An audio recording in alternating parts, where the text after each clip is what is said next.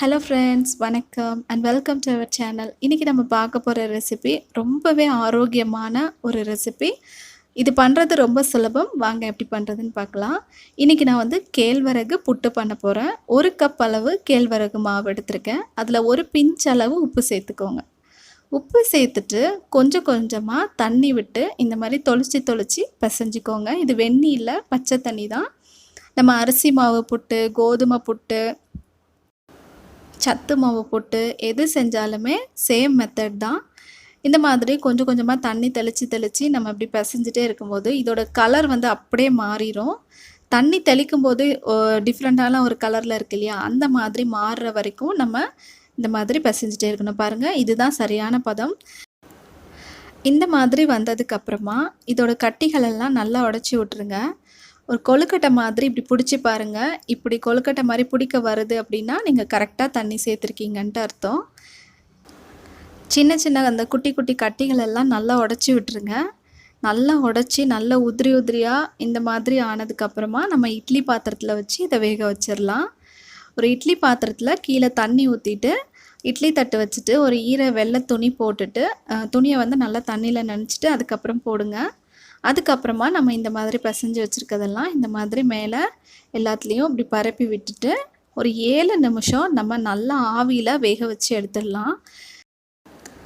உடல் எடை குறைக்கிற முயற்சியில் இருக்கிறவங்க கேழ்வரகை வந்து அதிகமாக எடுத்துக்கிட்டாங்க அப்படின்னா சீக்கிரத்துலேயே அவங்களோட உடல் எடை வந்து குறைஞ்சிரும். கொழுப்பை வந்து இது கரைக்கிற தன்மை கொண்டனால இது வந்து ரொம்பவே நல்லது உடம்புக்கு.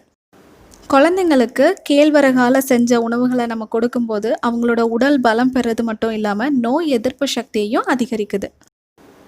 குழந்தை பெற்ற பெண்கள் வந்து கேழ்வரகு அதிகமாக சாப்பிட்றனால தாய்ப்பால் வந்து அதிகமாக சுரக்கும். இப்போ 7 நிமிஷம் ஆயிடுச்சு. நான் வந்து இதை வெளியே எடுத்துட்டேன்.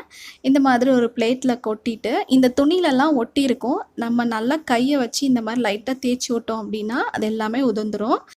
கேழ்வரகு வேக வச்சு எடுத்ததும் வீடு ஃபுல்லாக ஒரே வாசமாக இருக்குது. இந்த அளவுக்கு நம்ம எடுத்ததுக்கப்புறமா நம்ம கையை வச்சு நல்லா இந்த கட்டிகளெல்லாம் லைட்டாக உடச்சி விட்டுறலாம்.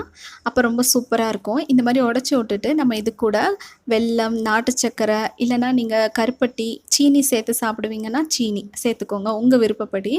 கொஞ்சமாக தேங்காய் பூ சேர்த்துட்டு உங்கள் விருப்பப்பட்ட இனிப்பை வந்து இது கூட சேர்த்து சாப்பிடுங்க. அவ்வளோதான். ரொம்ப சூப்பராக இருக்கும். அதே நேரத்தில் ரொம்ப சீக்கிரமாக ரெடி பண்ணிடலாம். உடம்புக்கு அவ்வளோ ஆரோக்கியம். இந்த மாதிரி பிசைஞ்சிட்டு சாப்பிடுங்க. அடிக்கடி செஞ்சு சாப்பிடுங்க. நான் வந்து என் பையனுக்கு வந்து இதை லட்டு மாதிரி பண்ணி கொடுப்பேன். அவன் ரொம்ப லட்டு ஜாலி அப்படின்னு சொல்லிட்டு விரும்பி சாப்பிடுவான். நீங்கள் கடையில் சாப்பிட்ற லட்டுக்கும் இதுக்கும் பெரிய வித்தியாசம் இருக்காது. 90% நீங்கள் லட்டு சாப்பிட்ற டேஸ்ட்டு தான் இருக்கும். என்னோடய சேனலை இன்னும் நீங்கள் சப்ஸ்கிரைப் பண்ணலன்னா மறக்காமல் சப்ஸ்கிரைப் பண்ணிக்கோங்க. பக்கத்தில் இருக்க பெல் பட்டனையும் கிளிக் பண்ணிக்கோங்க. இவ்வளோ நேரம் இந்த வீடியோவை பொறுமையாக பார்த்ததுக்கு நன்றி.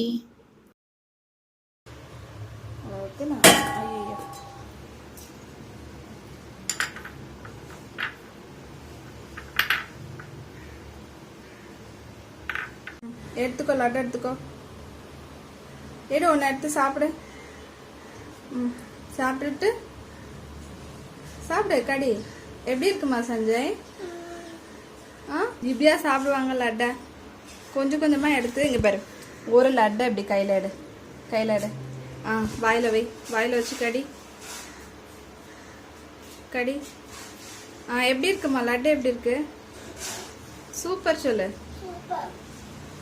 அம்மா பார்த்து சொல்லு.